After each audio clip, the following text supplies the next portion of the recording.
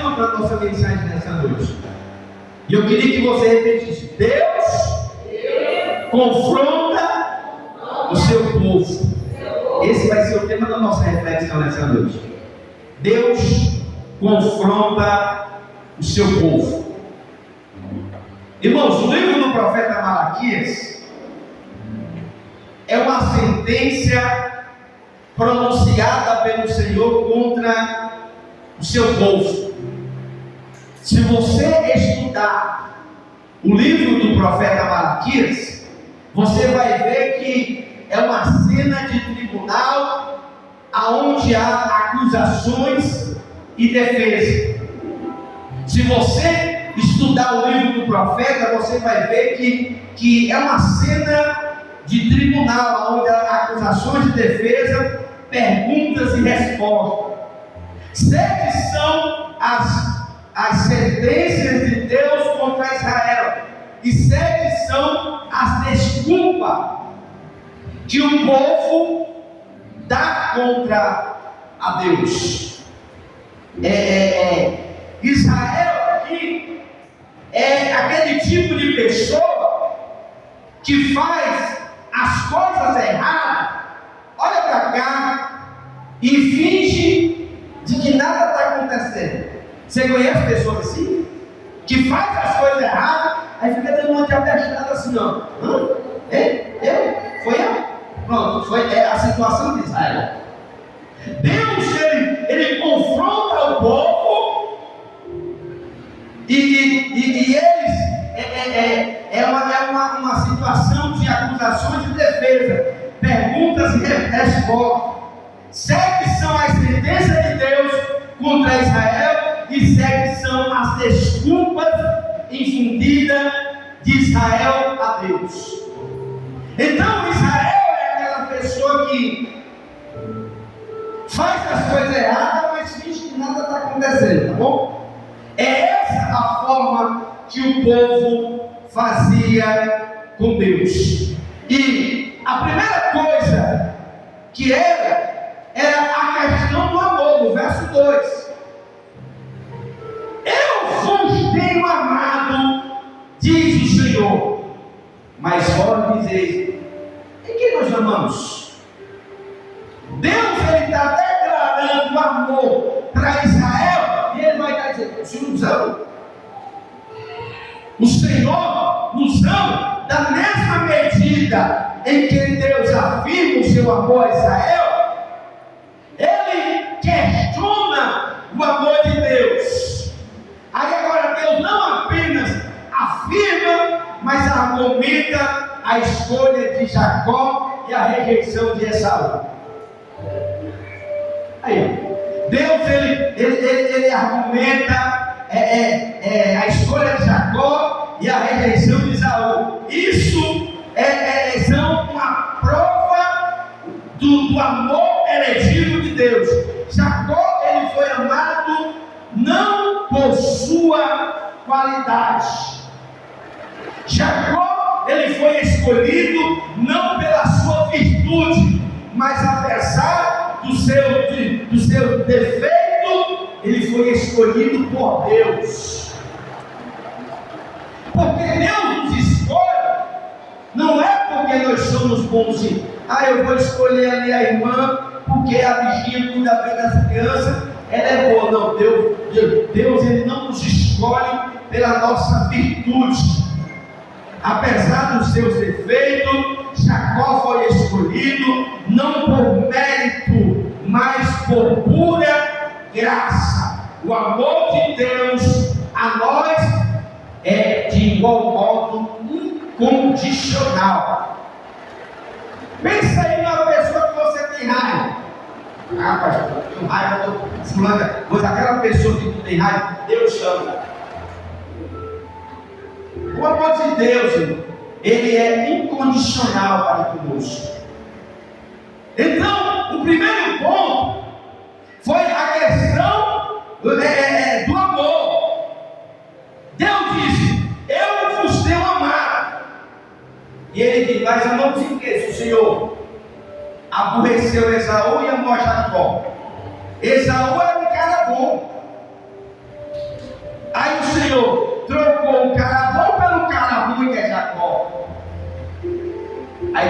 vai fazer ali, vai explicar o motivo para qual é digno de Deus. Jacó foi amado não por sua virtude, mas por pura graça, por pura misericórdia. Nós estamos aqui, não é porque somos bonzinhos, não é porque o nosso dízimo é gordo ou é magro, não é porque somos dizimistas ou não dizimistas. Nós estamos aqui porque o amor dele nos alcançou. Então esse foi a primeira coisa, é a questão do amor. E a segunda coisa, a questão da honra. Verso 6: se eu sou o Pai, aonde está a minha honra? Se eu sou o Senhor, onde está o respeito para comigo? Vai falar no verso 6. Vós dizeis: em quem desprezamos o teu nome? Olha aí como é que Israel reage. Como é? Como é que nós rejeitamos o teu nome? É a questão da honra. O Senhor, ele fala: eu sou o Pai de vocês, aonde está a minha honra? Eu sou o Senhor, e aonde está o respeito para comigo? O povo continuava chamando Deus de Pai e Senhor, mas isso não passava de um clichê, não passava de uma palavra vazia. É como hoje, as pessoas dizem que amam a Deus, que adoram a Deus, mas não consideram a Deus de verdade. Israel era desse jeito.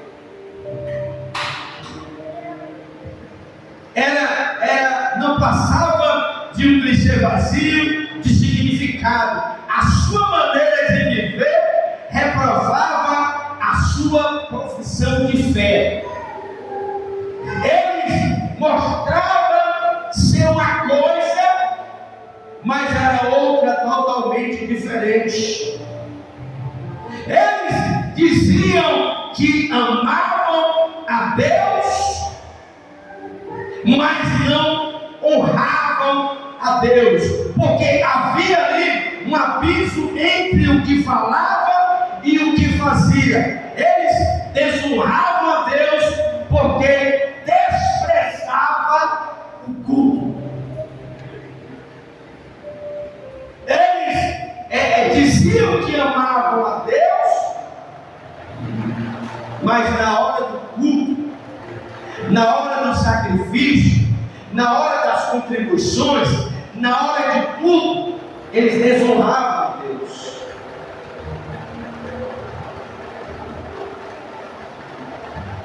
Eles desonravam a Deus porque desprezavam o culto, eles desprezavam o templo, eles desprezavam o sacrifício, eles desprezavam o casamento, eles desprezavam o dízimo, eles desprezavam a própria santidade divina. Deus honrava o casamento. Olha o que eles faziam. Ele casava com outras pessoas fora da sua linhagem. Eles desprezavam o culto, o tempo, o sacrifício, tudo que era apresentado no templo, eles rejeitavam. Hoje nós estamos vivendo uma época igual a Israel. Hoje, irmão, não é diferente. A diferença é que mudou as gerações. Mas hoje as coisas estão acontecendo da mesma coisa. Há muitos cristãos como Israel que desonra a Deus, desprezando o culto. Quantos não somos cristãos num culto como esse, ou de outros que já passaram? O pregador está pregando, a irmã está pregando, o fulano está ministrando, o fulano está dando aula. E as pessoas não estão nem aí para o que está acontecendo na igreja. Eu já cheguei, eu estou aqui há 15 anos, com o pastor dessa. Eu já preguei, eu aqui pregando, a irmã arregando o cabelo da outra. Eu já vi aqui no altar. Só para você ver o nível de pessoas que a gente tinha e que tem na igreja. A gente pregando, o irmão pregando, e a irmã dando cafoné na cabeça da outra, puxando os cabelos da outra, arrumando como se estivesse na hora do culto. Sabe o que é isso aí? Desonrando o culto a Deus. Eu não vou falar nem de quem fica descendo no telefone. Ah, pastor, eu estou com a minha Bíblia aqui online. Quem é que vai dizer que é online? Quem é que vai saber se tu está lendo a Bíblia ou se tu está na sede? Sem falar do entra e sai da igreja. A gente está pregando, aí a irmã sai, o irmão sai, o fulano sai, não sei quem sai, na hora da pregação, na hora que o culto está acontecendo. Sabe o que é isso aí, irmão? Está desonrando o culto, não está dando a importância daquilo que está acontecendo. Tem gente até dentro da igreja, irmão. Se terminar o culto, o que foi que o pastor pregou? Não sei lá, foi Jó. A pessoa não está sabendo nem o que o pastor está pregando. Sabe o que é isso? Desonrando o culto. Eu não vou falar nem das pessoas que somem. Antes de terminar o culto, os irmãos se somem. A gente vai procurar o irmão, parece aquele macho, some, desaparece. Sabe o que é isso, irmão? Desonrar o culto a Deus. Não importa quem esteja pregando, se é eu, se é o evangelista, se é o diácono Bruno, seja lá quem for, se é a missionária, ou se é até uma criança. Quando a gente está no altar, a gente está sendo canal de Deus. É a forma que eu penso. A gente é uma autoridade. Então, tudo que vem, por isso que no começo da oração, às vezes eu venho orando pedindo, Senhor, repreende aquilo que vem para tirar a atenção. Tem coisa que tira a nossa atenção. Um telefone toca, um irmão chama, às vezes eu estou aqui, ei, pastor, tem alguém me chamando no voo. Só para tirar a atenção da gente.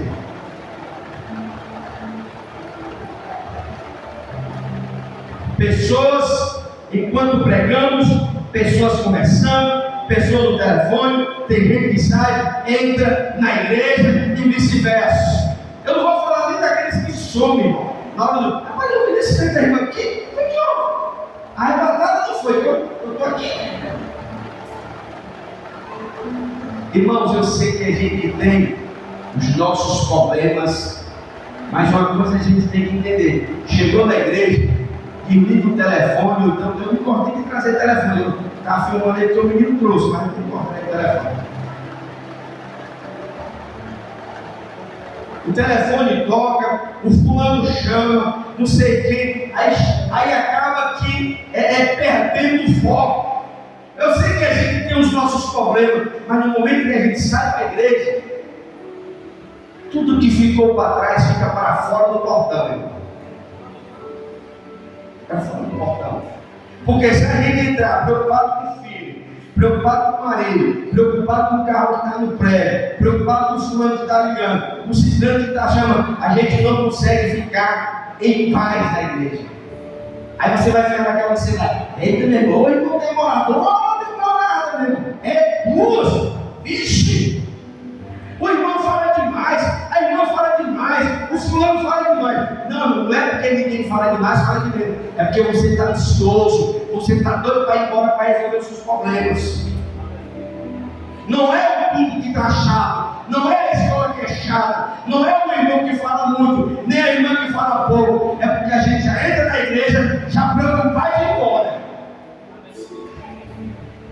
Irmão, é só questão de costume. Desde que eu assumi a igreja, os cultos começam às 7 que não bota os cultos de 7h30? Não, negócio de meia só de sábado. Começa às 7 horas, aqui não deve vir 7, 7, não vem. Mas uma coisa que eu observei, irmão, todas as 7 horas que a gente tem, que inicia de oração, já tem 10 pessoas, já tem 8 pessoas, já tem 15 pessoas, 7 horas. Sabe o que é isso, irmão? Compromisso. Sabe o que é isso, irmão? É quando a gente começa a priorizar. Aí a gente chega cedo. Certo que vai chegar um momento que a gente vai se atrasar por causa do trânsito, por causa de você sanidade, por causa disso, por causa daquilo, beleza, mas os irmãos sempre chegam no horário.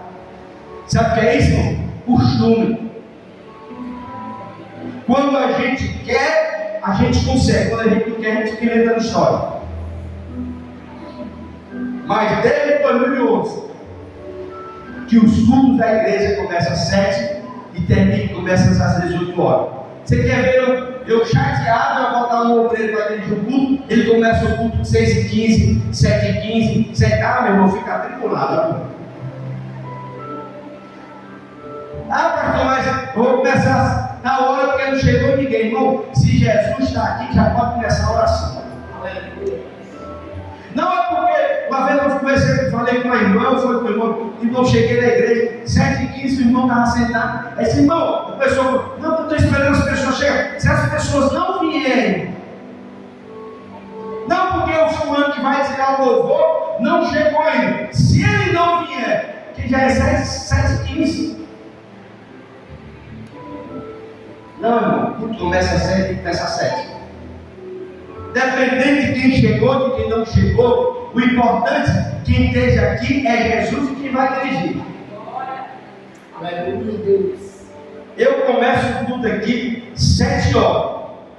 Faço uma oração de 10 minutos, 15 minutos. Se chegou alguém para te dar o louvor da alma, se não chegou, eu canto. Eu estou adorando a Deus, eu estou cultuando os irmãos. Se não vier ninguém, eu canto, prego, tiro a oferta e dou as vezes. O que eu tenho que fazer é o que eu tenho que fazer, irmão. É o trabalho que o Senhor delegou nas nossas mãos. E muitas pessoas desprezam o culto e tudo aquilo que está acontecendo. Sabe o que é isso, irmão? Falta de reverência. Eu sei que o telefone tocou é uma coisa importante, mas a coisa mais importante é quando a gente chega na igreja. Um cliente liga para mim 6 horas, 5h30, aí diz, amigo, agora não dá. Eu tenho um compromisso já do culto. Se quiser esperar, aí o camarada, por aqui ficar espera. Tem dia que eu saio daqui 9h10, 9h20, 9h30, deixo eu em casa e voltei para o mundo. Eu poderia muito bem, já do Bruno, eu vou sair agora do meio do culto. Não. Eu não tenho como eu pegar um serviço já na hora do culto ou no andamento próximo do culto. Não, eu dispenso logo. E olha que a gente precisa, irmão. A gente precisa, eu não estou no tempo de dispensar serviço. Mas eu tenho que entender que antes do serviço eu tenho um Deus na minha vida. Que eu tenho que honrar Ele. Que eu tenho que valorizar Ele. Que eu tenho que colocar Ele em primeiro lugar. Porque se for obedecer Deus, Ele vai esperar. O que é que acontece? Às vezes as pessoas deixam as coisas de Deus para depois. E a segunda coisa que eles faziam era desprezar. Eles desprezavam o culto, eles desonravam a Deus. Ele era Senhor, mas aonde estaria a sua honra?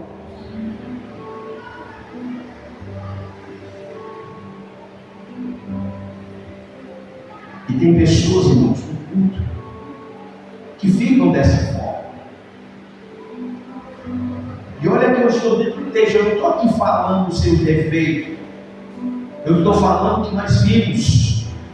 Aí a gente vai falar, fica com raivinha. A gente vai falar, fica chateado.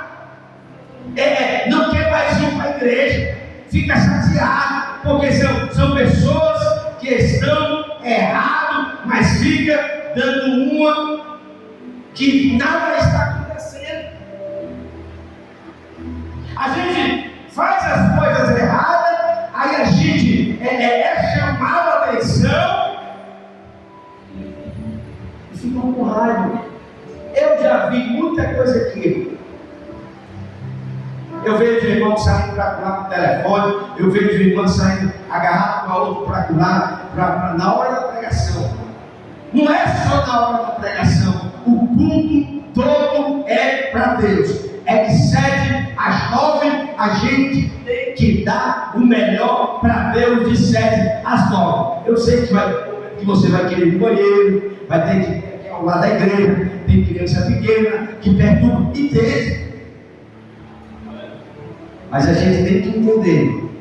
Chegou da igreja, a Eclesiastes vai falar: quando entrares na casa do Senhor teu Deus, guardai o teu pé. A Eclesiastes vai falar sobre isso. O que é que ele está querendo dizer? Que quando nós chegamos na presença de Deus, nós temos que honrar a Deus. Porque você não vai vir para a minha presença, nem na presença dos obreiros. Você vai para a presença de Deus. Quando a gente pensa dessa forma, a gente procura fazer sempre o que é melhor. Terceira questão. A terceira coisa é a questão do culto. Malaquias capítulo 1, verso 6. Oferecei sobre o meu altar pão imundo e ainda perguntai em que te havemos de profanar. Nisto pensar, a mesa do Senhor é desprezível. O povo de Israel havia profanado o culto. Primeiro que eles haviam desonrado a Deus. Não estava respeitando o templo, não estava respeitando o sacrifício, não estava respeitando o casamento, não estava respeitando a santidade de Deus. Agora era a questão do culto. Eles estavam oferecendo sobre o altar pão imundo e ainda perguntais: o que havemos de profanar? Irmãos, o povo de Israel era tão cruel que eles levavam animais cegos para o sacrifício. Malaquias vai falar só do capítulo 3, diz de oferta. Ele fala de muita coisa. Que o problema da gente é que a gente foca só em 3:10. Não, mas se você ler do capítulo 1, quando chegar no 3, é porque o limite de Deus já deu, irmão. Mas a confusão já começa no capítulo 1.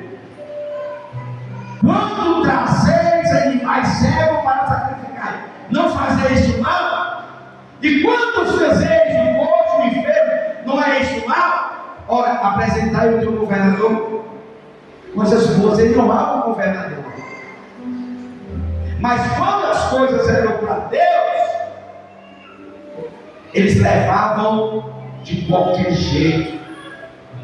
O povo de Israel havia profanado tudo. Eles entravam oferecendo a Deus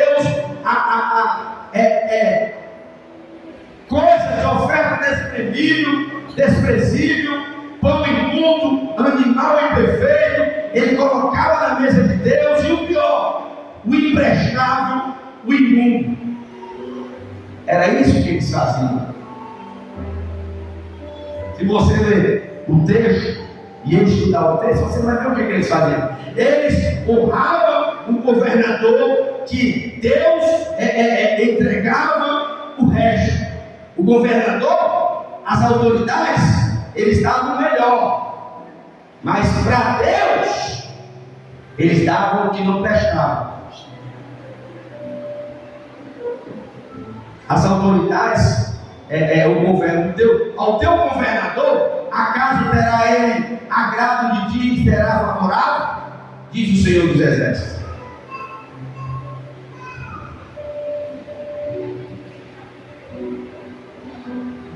Ele entregava o resto, a sobra, o que não tinha nenhum valor. O culto a Deus precisava ser de acordo com os preceitos estabelecidos por Deus, não segundo a indicação e pensamentos humanos.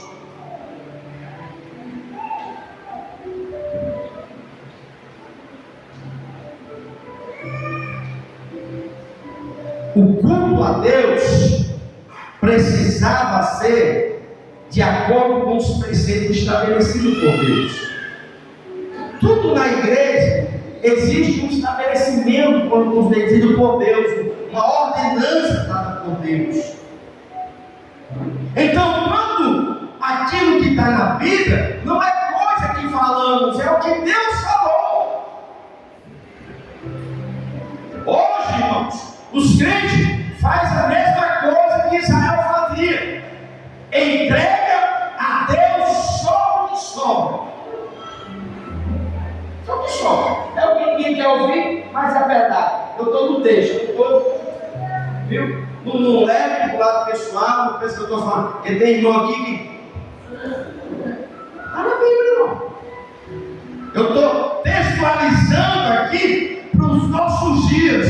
Hoje, os crentes fazem a mesma coisa: entrega a Deus só o que sobra do mês. Paga água, paga luz, paga prestação de carro, compra pizza, paga internet, paga aparelho de telefone, paga não sei o que, paga aquilo. Aí o que sobra, leva para a igreja, oferecendo a Deus oferta desprezível. Aqui, irmão, o texto está falando. Isso é o que sobra, traz para Deus a pior oferta. Aí vem com a historinha da viúva pobre. Isso é palhaçada. Eu não vou nem falar o valor da oferta da viúva, que é para você não se escandalizar. A viúva, ela não tinha marido, claro que a Bíblia já diz que ela é viúva. Ela não tinha um mantenedor que mantesse ela. Ela não tinha um trabalho. Mas ela conseguiu dar o melhor dela para Deus. O próprio Jesus falou isso. O próprio Jesus está lá no templo, próximo ao gasofilácio, a Bíblia vai falar isso. Ele vê os ricãos, né, dando as suas ofertas, porque na época existia um sino do templo que a oferta fosse maior, eles tocavam a trombeta. Ah, os fulano aqui deu uma oferta generosa, aí chama a atenção. Aí Jesus só observando. Aí viu aquela própria viúva lançar 2 moedas no gasofilácio. Aí Jesus vai resumir que a oferta dela foi a maior de todas. Não que aquelas pessoas que estavam depositando não seja o melhor, mas vamos supor que seja a sobra de tudo que ele arrecadou.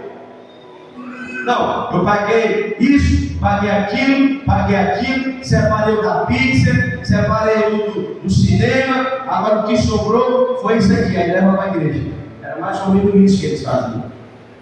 Aí Jesus, vendo a sinceridade da viúva, aí ele disse: de todos, o que depositou de coração foi essa pobre, porque ela tirou do melhor e depositou para Deus.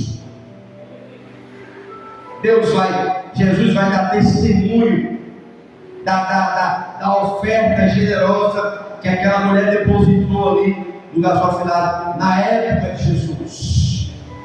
E em quarto lugar, é a questão do dízimo. Malaquias 3:8.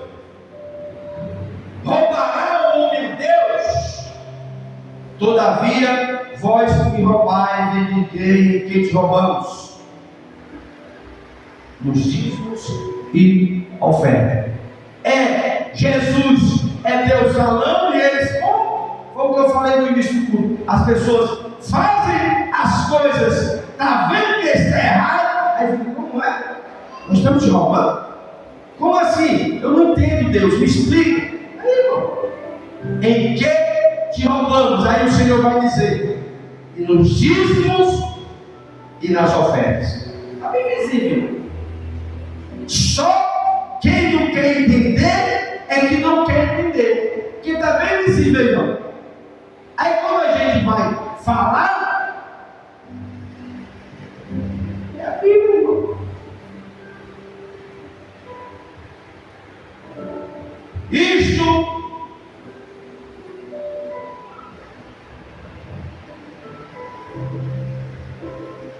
ninguém que quer ouvir, ninguém quer ouvir que está roubando, que está fazendo isso, mas o Senhor está falando ao povo que estava desprezando as ofertas, desonrando a Deus, profanando o culto e estava falando a questão dos dízimos.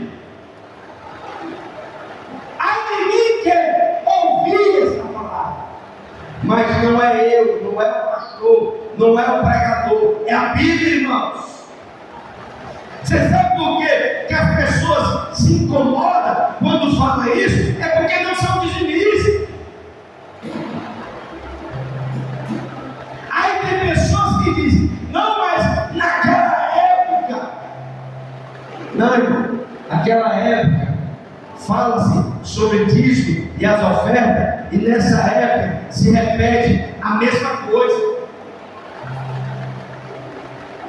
Aí as pessoas ficam pegando um texto da internet, pegando mensagens aleatórias de desigrejados, de pessoas que interpretam a Bíblia da forma dele, aí começa a dizer, não, mas esse negócio de dízimo foi naquela época, e blá blá blá, e blé blé blé, e aquele negócio todo. Não, mas a Bíblia está falando que o mesmo Deus que falou no passado é o mesmo Deus que fala hoje à sua igreja.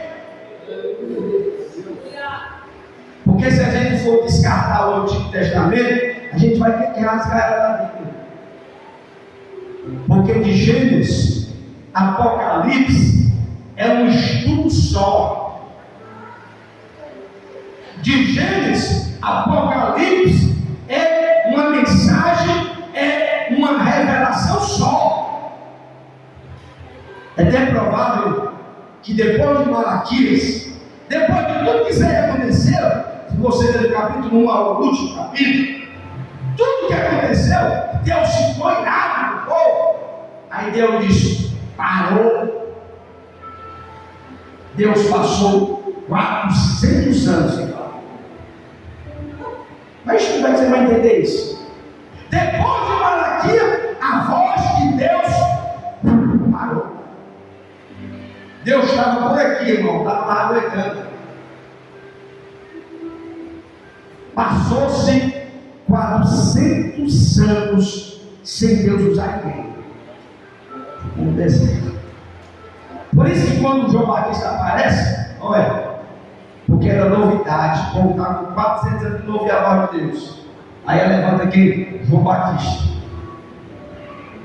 Quem era o seguidor do estragando João Batista? Era ninguém não, era só Samaria, Jerusalém, e todos os confins da terra vinham, descia para ouvir a pregação de João Batista. Jerusalém, Samaria, todos os confins da terra descia para ouvir o profeta. Porque o povo estava carente. Deus passou muitos anos sem falar com o povo. Depois de todo esse episódio, Deus falava com o povo e continua falando com o povo. Deus não mudou, irmãos. O povo, não apenas o coração estava longe de Deus, mas também o seu bolso. Ele não só apenas trazia ofertas imundas, mas também sonegava o seu dízimo. Era o que o povo fazia. Ele não só trazia ofertas imundas, como também sonegava o seu dízimo. Trazia o que Deus não queria e deixava de trazer o que Deus exigia. Irmãos, entenda uma coisa. Talvez você já deve ter ouvido nas redes sociais, pastor falando que não é obrigado, que é aquele negócio todo, que mais uma coisa você tem que entender. O dízimo pertence ao Senhor. Portanto, subestimar, sonegar, subtrair ou administrar está na contramão da vontade de Deus. Tem gente que não gosta que fale de dízimo, mas quando ele vai para a churrascaria com a família dele, ele paga 10% só para sentar lá. Tu pagou já uma vez 10% na churrascaria ou em qualquer canto? Até nos botecos no meio da rua, que você sempre, sei lá, o cardápio está lá, 10% do garçom. Se você consumir R$200, é 20 conto que vai ter que deixar lá, sem comer e sem beber. Por quê? Aí quando chega na igreja, a cara fincada. É bíblico. Em todas as religiões, eles falam sobre o dízimo. Em todas. Em todas as religiões, fala de dízimo. Só nós cristãos é que temos dificuldade para fazer isso. Só nós, irmão. Foi levantada uma estátua do diabo aqui no Nordeste, no Ceará. Sabe quanto foi para levantar? R$100 mil. Foi investido para a estátua. Quem depositou? Os adeptos do diabo. Eles dão com alegria. Está lá, a maior estátua que tem. Quem ela vai falar dessa estátua? Está lá. 100 mil pontos. O diabo diz assim, ó, os discípulos dele, ó, eu quero que você beba sangue. Aí ele vai lá e bebe o sangue. Ó, eu quero que você coma fezes, diz de animal. Aí ele vai lá e faz. Tudo que o diabo manda, os discípulos dele faz. Por que só nós crentes tem dificuldade de fazer o que Deus manda? Se nós estamos servindo um Deus verdadeiro. Eles lá são cavalo do diabo, são discípulos do diabo, e eles obedecem.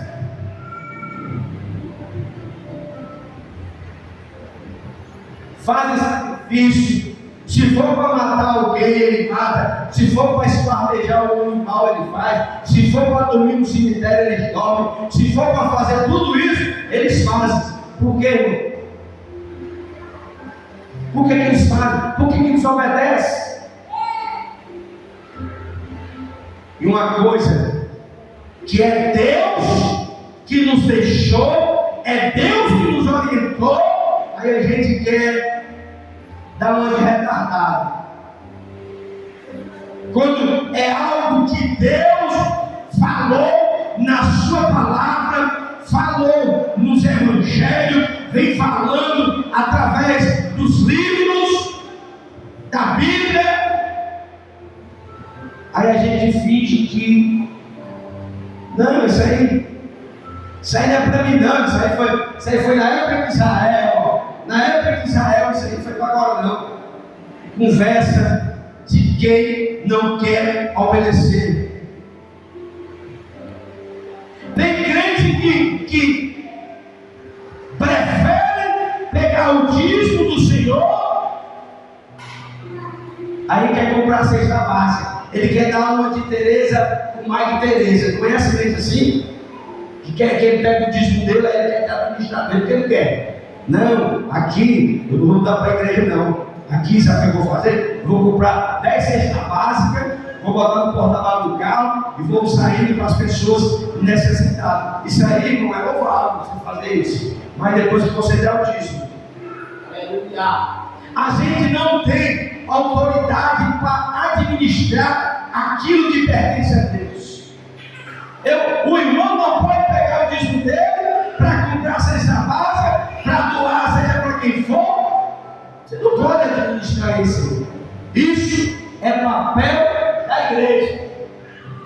Isso o dízimo, ele tem que ser depositado no altar.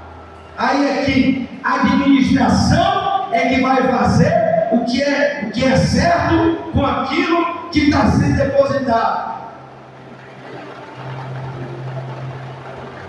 Não, mas tem gente que é assim. Não vou dar meu dízimo, eu não sei nem para onde é que está indo. As paredes lá da igreja estão tudo caindo, a lâmpada está tudo queimada. Eu vou lá dar meu dízimo. Eu vou comprar uma cesta básica ali para o irmão, porque eu sei que eu vou dar a cesta básica e ele vai comer. Ninguém quer desse jeito. Mas, isso vai para o teu lado aí. O dízimo pertence ao Senhor. Subestimá-lo, sonegá-lo, subtraí-lo ou administrar está na contramão da vontade de Deus.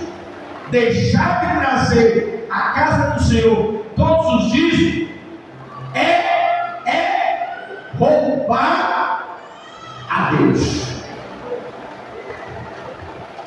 É roubar a Deus. É o que a Bíblia está falando, irmão. É o que a Bíblia diz. Mas o que é que acontece? As pessoas fingem que não está nem aí. As pessoas fingem que nada está acontecendo. É o que eu falei no começo do texto. Israel estava fingindo de que nada estava acontecendo e Deus estava dizendo.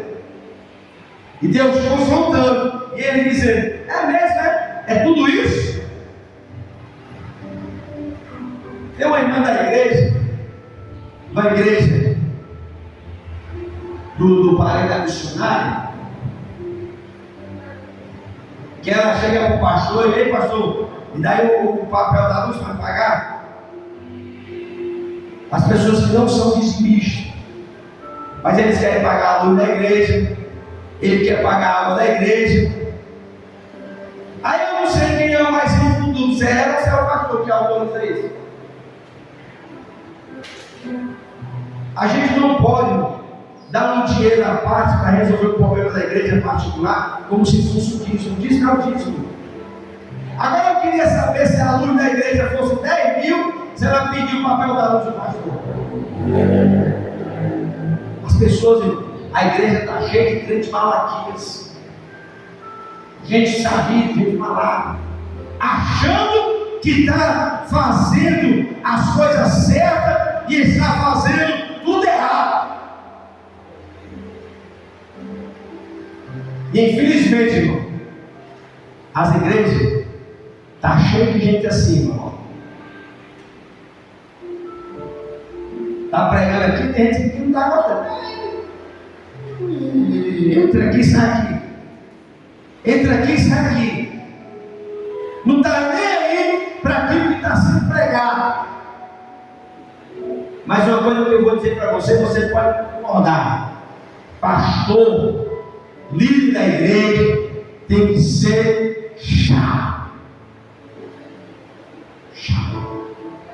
Mas tem um pastor ali que ele anda com os irmãos de bicicleta, bicicleta é um cara legal. Pastor, líder da igreja, tem que ser chato. Mas é chato mesmo. O líder da igreja é aquele que cobra, é aquele que xinga, é aquele que briga. Por quê, irmão? Porque a gente quer o melhor da igreja e o melhor dos irmãos. No livro de Malaquias, já vou concluir. Quando Deus ele ficou irado,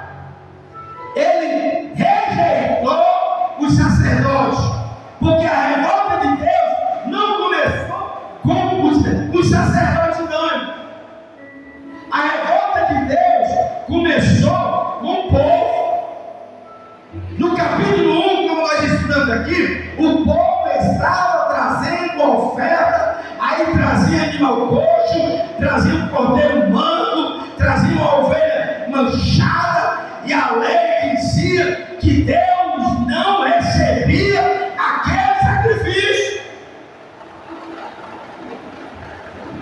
Mas quem era o culpado aqui, irmão? É aquele pastor que sai para tomar café com os irmãos e não corrige. Sabe quem era aqui o culpado aqui? Não era aquele que estava trazendo o cordeiro manco. O culpado era o sacerdote que não estava observando o sacrifício. O sacerdote pensou assim: o tempo difícil, o povo saiu do cativeiro, está uma miséria medonha. Aí as pessoas traziam o cordeiro aleijado, aí ele disse: está ótimo. O povo trazia o boi cego, aí o sacerdote disse: está ótimo, vai assim mesmo. Aí, quando algum judeu, que o certo era esse, trazia um sacrifício, trouxe aqui um cordeiro. De quem é esse cordeiro aqui? É do evangelista. O judeu dizia assim: ei, irmão, esse sacerdote, esse cordeiro aqui, está certo. Está certo. Volta, pega aquele teu cordeiro, volta e traz aquilo que Deus recebe.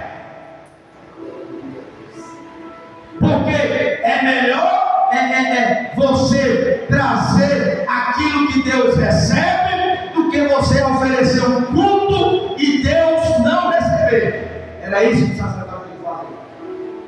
Mas o sacerdote chegava para as pessoas e dizia: não, Paulinho, vai para cá, não tem problema não, as coisas estão difíceis, né? Vai para cá. Aí Deus estava vendo que estava passando vista grossa.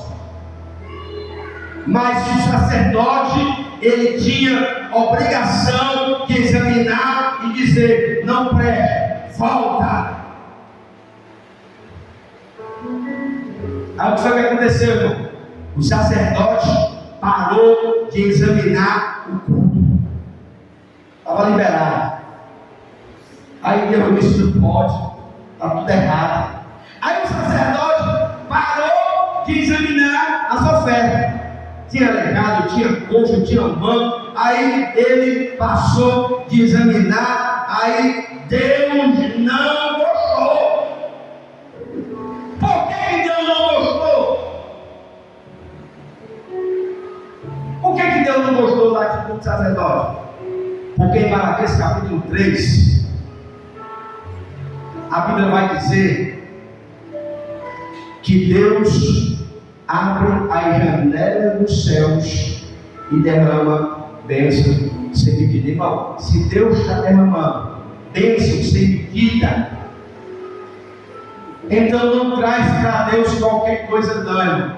Porque antes de você ofertar, Deus já passou na tua casa e abençoou abundantemente.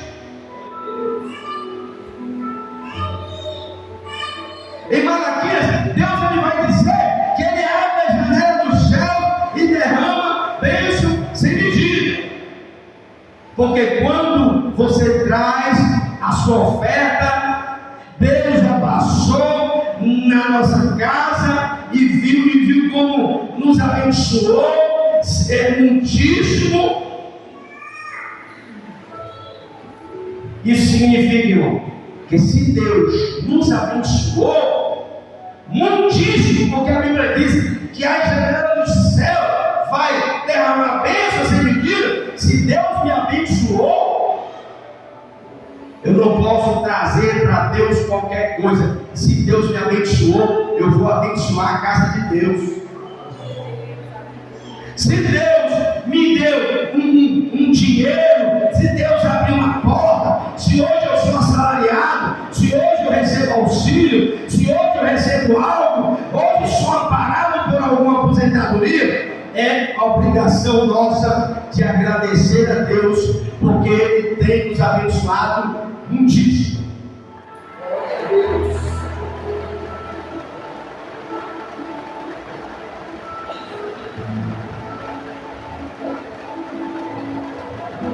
O pastor tem que ser chato.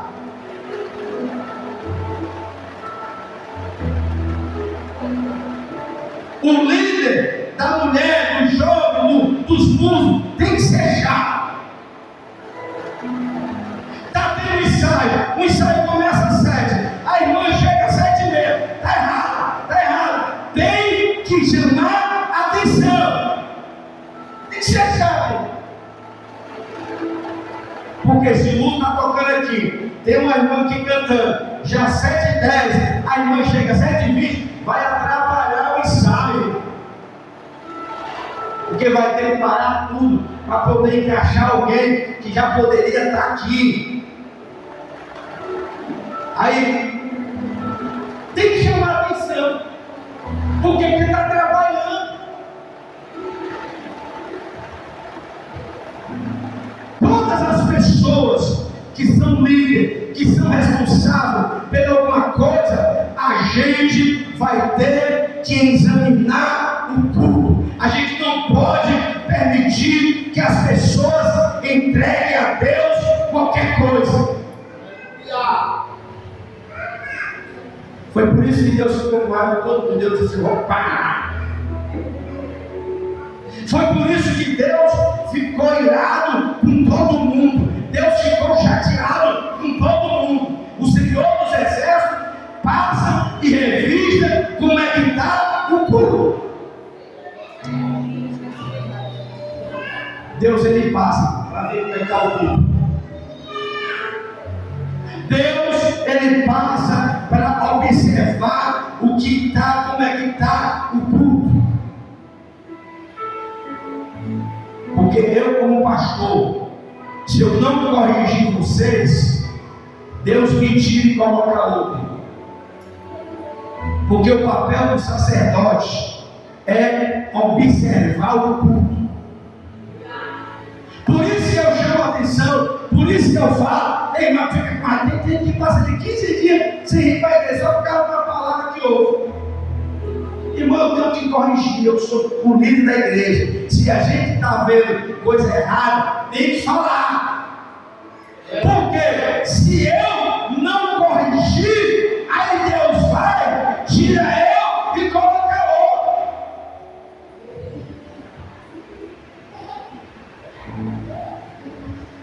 É responsabilidade nossa. Professor da escola bíblica tem que ser chato.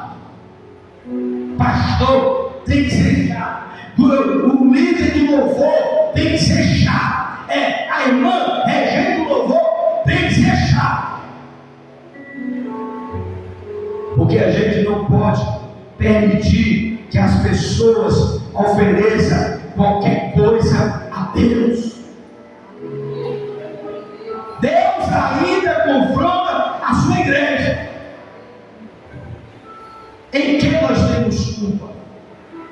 Que desculpa estamos dando? Irmãos, é tempo de nos arrependermos. A gente está querendo viver o evangelho, o cristianismo light, descompromissado.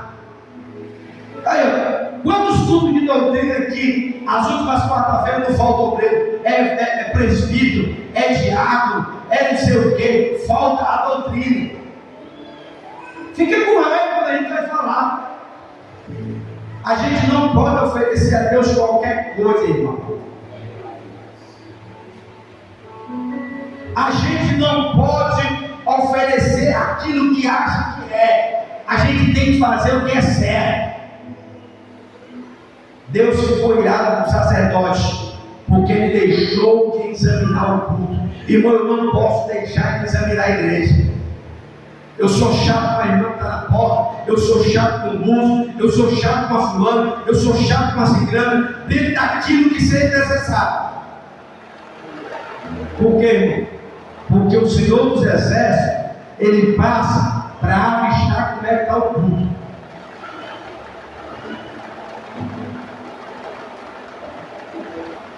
Deus viu lá em Malaquias que o negócio estava bagunçado.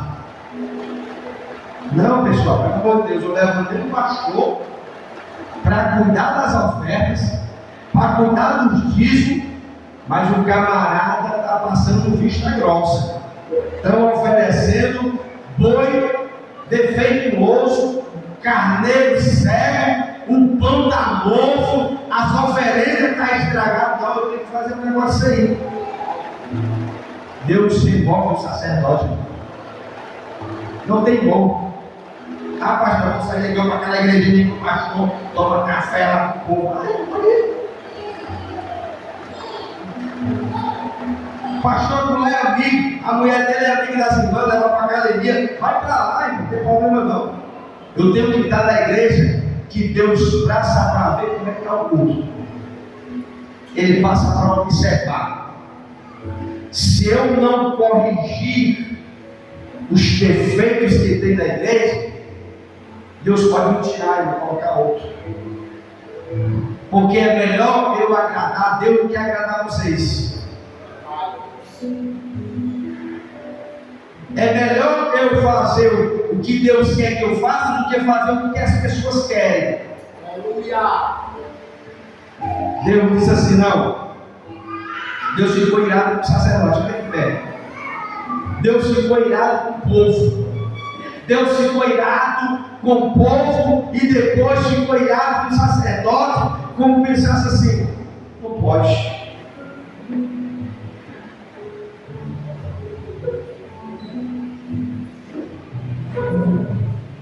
Em que nós temos culpa? Em que nós estamos falhando? Deus ainda confronta o seu povo. Irmãos, não traga para Deus qualquer coisa não. Irmão, se a gente quer ter sucesso na vida,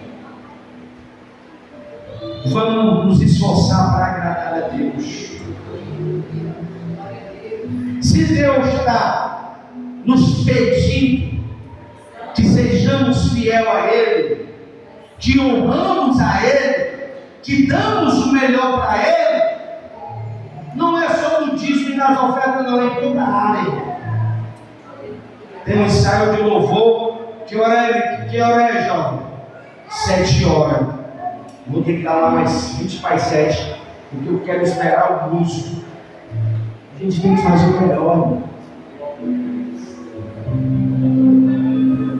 Se tem culto na igreja, escola, que hora começa a escola? Dia do eu começo a dar aula a partir de 7 horas, 7h10. Eu vou ter que estar na igreja 10 para as 7, eu não quero perder a introdução.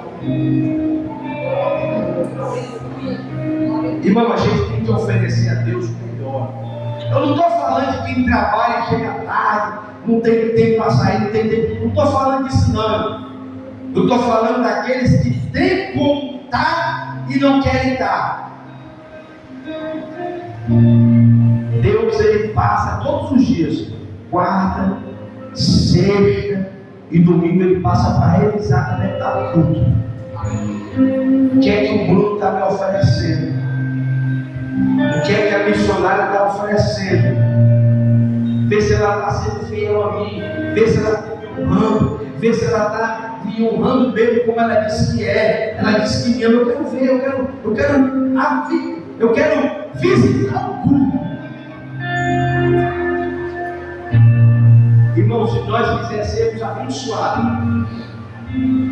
não ofereça a Deus qualquer coisa. Se nós trabalhamos, temos uma renda fixa, não ofereça a Deus a metade do que você ganha, não. Se você recebe algo ou trabalha algo, não ofereça a Deus o que sobra de todas as suas dívidas, não. Ofereça a Deus o seu melhor. Por que eu estou falando isso? Porque eu estou interessado no que nos irmãos? Não. Eu estou falando isso porque existe uma promessa dos fiéis, meu irmão. A Bíblia vai falar que Deus, antes de você trazer o seu dízimo, a sua oferta, Deus ele já passeou lá na tua casa e viu que abençoou muitíssimo. Se Deus já abençoou muitíssimo, aí Ele vai ver o que tu deposita aqui. Aí Deus vai dizer: não foi isso que eu te abençoei. Antes de nós ofertar aqui, Deus já visitou a nossa casa e nos abençoou muito. Então qual é o nosso papel, irmão? É ser grato a Deus por aquilo que Ele fez. Aí o que é que acontece? Deus me abençoou muitíssimo, mas o que sobrou foi só isso aqui. Qualquer coisa aqui, né? Pastor, pagar a água aí. Não, se Deus nos abençoou muitíssimo, a gente temos que honrar a Deus com aquele que nos abençoou. Porque existe uma promessa: abrirei as janelas dos céus e derramarei bênção sem medida. Você sabe o que é bênção sem medida? É porque não tem medida. Se é 100, é porque não tem como medir, então quer muito. Então, se Deus me abençoou muito, por que eu vou dar para Ele um pouco? Se Deus me abençoou muito, por que eu vou dar só algumas perrecas de velho aqui, para dar aqui para a igreja? Porque é melhor dar, é melhor isso aqui do que nada. É melhor que nada. Porque se a gente não for fiel a Deus naquilo que Ele nos abençoa, a Bíblia vai falar que existe um devorador, um migrador e um destruidor, mas ele só será repreendido quando a gente é fiel, quando a gente não está solto, irmão. Repreenderei o migrador, o destruidor e o gafanhoto, para que não mexa naquilo que nos pertence. Que nós nessa noite venha sair daqui, irmão, não chateado com a palavra que está sendo pregada, mas que a gente venha colocar no coração e tentar colocar em prática aquilo que Deus está fazendo na nossa vida. Se Deus me abençoa, está me abençoando muitíssimo, então vamos dar aquilo que pertence a Deus. Vamos dar o nosso melhor para Deus, nosso melhor culto, a nossa melhor adoração, a nossa melhor oferta, o nosso melhor dízimo, a nossa melhor oração. Se o culto começa às 7, eu vou ter às 7 horas. Se o ensaio começa às 7, eu vou estar às 7 horas. Se tudo começar no horário, Deus, eu vou me esforçar para fazer melhor.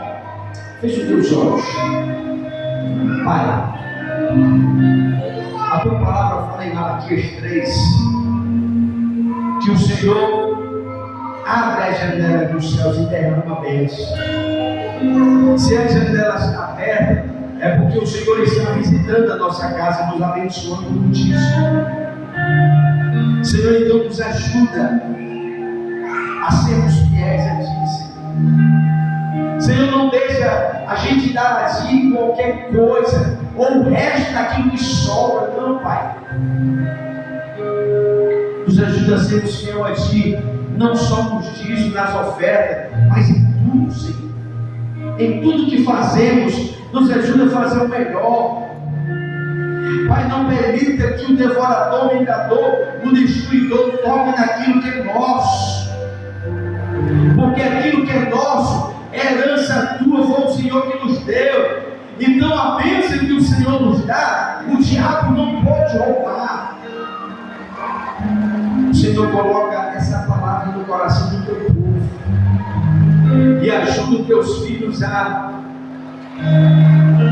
meditar naquilo que está sendo ministrado.